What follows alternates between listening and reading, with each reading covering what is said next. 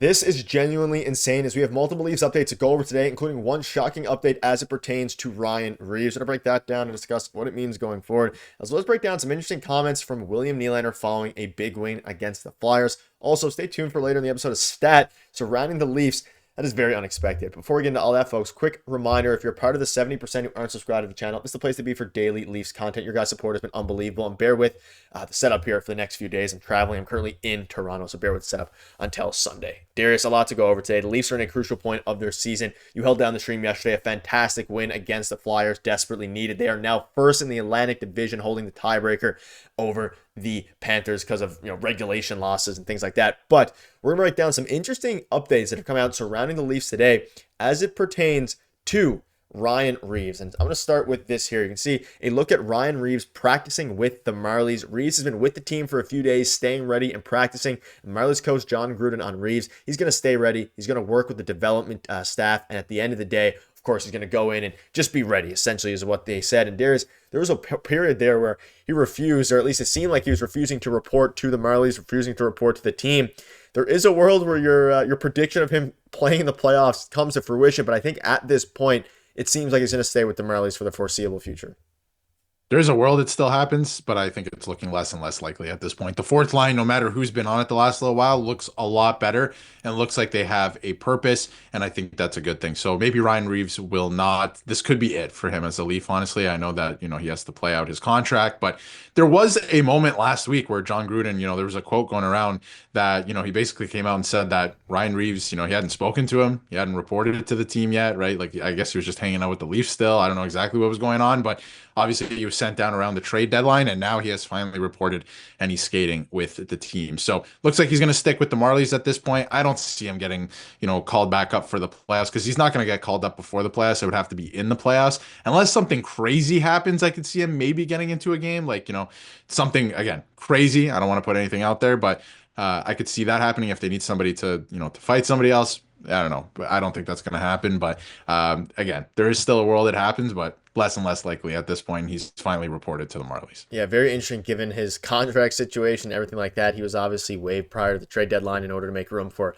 a lot of the players. And the way that the current lines are starting to look, there's not many spots for Ryan Reaves to make an impact on this team because of the way that a lot of the guys have started to play. And of course, the acquisition of none other than Scott Laughton and some of the other guys as well. Even David Kampf yesterday putting in a putting in a great goal on the breakaway there. But let us know down below what your thoughts are on that. I think it's at least he's reporting. That's good news. He's playing with the team. He can actually be a pretty good mentor to some of the young guys, especially now because some of the young guys are going to be getting, playing time with the Marlies. Marlies coach John Gruden said after the practice today that the plan is for Hames, of course, newly acquired Luke Hames, and defenseman Prokop to get into a game this weekend at some point.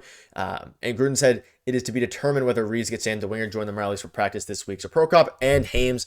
This is also interesting because we're going to actually see now for a little bit at least what kind of impact these guys can have. Again, we had a video on Hames and Prokop, but some of the most highly touted college prospects available being Hames and even Prokop to a degree as it pertains to the defense. We get to see now what they can do to close out the season, and hopefully they can get some momentum and put it towards a very impactful full season next year with the Marlies. I'm actually really glad to hear this, because this was a question I had after both signings, because obviously we covered Prokop a couple of days ago, and then Luke Hames came down just a couple nights ago as well. So I was really wondering, like, what is the game plan here for them? Because they're coming in on ATOs. Their contracts only start next year. So I was wondering, are they going to come in and practice with the group, which is fine. They're still getting practice and experience at the pro level, or are they going to play? And it looks like they're going to play. They're going to factor into the plan. So I think it's a good thing for the Leafs and these players' development that they're going to get into games here, and they're actually going to, be pushed right into the pro level right away and kind of see what they have. And then, you can kind of build off that and see what you have to work on in the summer and with the Leafs development coaches. So I think it's a really good thing. And I'm glad, again, we were kind of left in the dark in terms of this, and now we have an answer. So it's nice. Yeah, hopefully we can keep going with these prospects. And obviously there's a lot of hype going into it now. So hopefully they can deliver on some of that. But a couple other things I want to get into here before I wrap up. And William Nylander scored his 40th goal again this season. And he made a comment that some fans, especially on Twitter, Reddit, all these different things, not necessarily had a problem with by any means, but maybe calling out some of his teammates. And it's a little bit insane, not necessarily just this quote, but something I want to dive into in a minute here. But scoring 40 goals is hard enough, let alone doing it 3 straight seasons. What do you think of that? He said, just trying to do what I'm paid to do. that's it. And there was some speculation. I'm curious to see what you guys think about in the comment section about this. I don't think he's necessarily calling out anybody in particular, whether that be his teammates or in general. But I know a lot of fans out there do think that he's calling out everybody, not necessarily in a bad way, but saying, and maybe this is kind of alluding to, we know he was the one who called out Matthews, Marner, all those guys in the playoffs. Playoffs are right around the corner, and they need to do what they're paid to do come playoff time, and maybe he's alluding to that a little bit.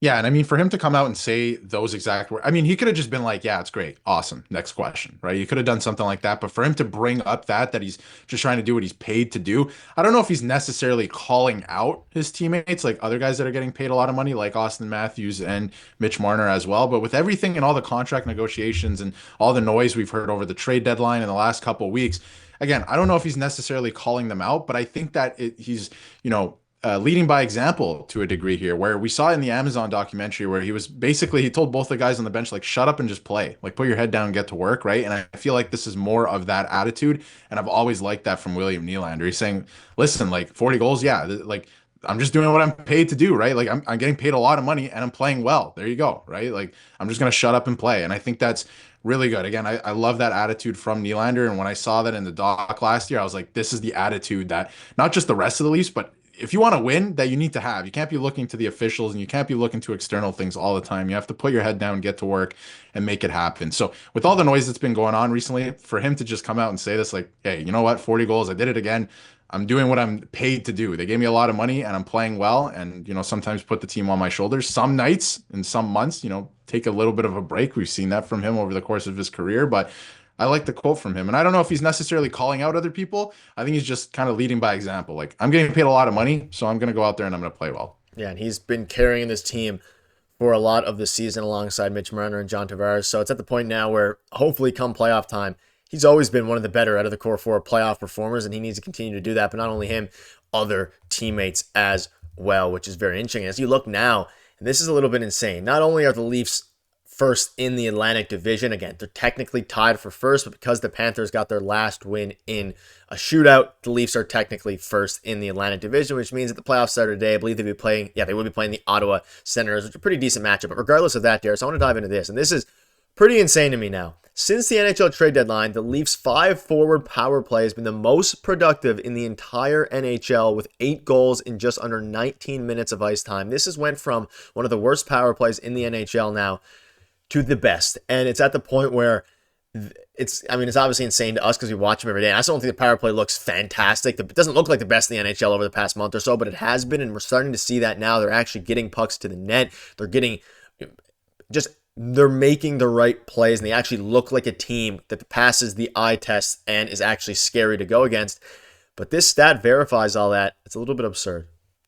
Yeah, it's crazy. And a couple streams ago, I was saying, the Leafs should be up there in the league with the personnel that they have on the power play. And should they be clicking, over the course of a season at 40%?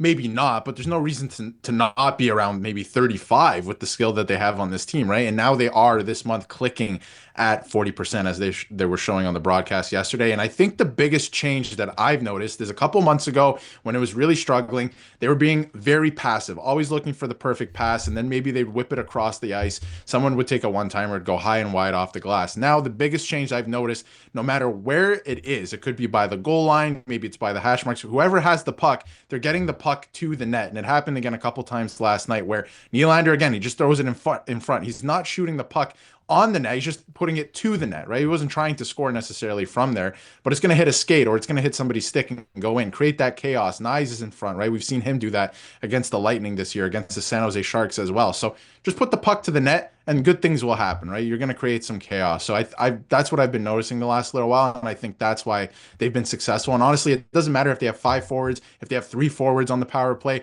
if Morgan Riley's, who's been struggling, is on the power play. If you put the puck to the net, good things are going to happen. And we saw it against the Flyers, both on the power play, not on the power play. Just the team is playing better now, and hopefully after that Flyers game, the Leafs can continue to roll in that direction. But that'll wrap it up. Let us know down below what your thoughts are on all this. Keep you up to date with all the latest news. So make sure to hit the subscribe button. See you guys later.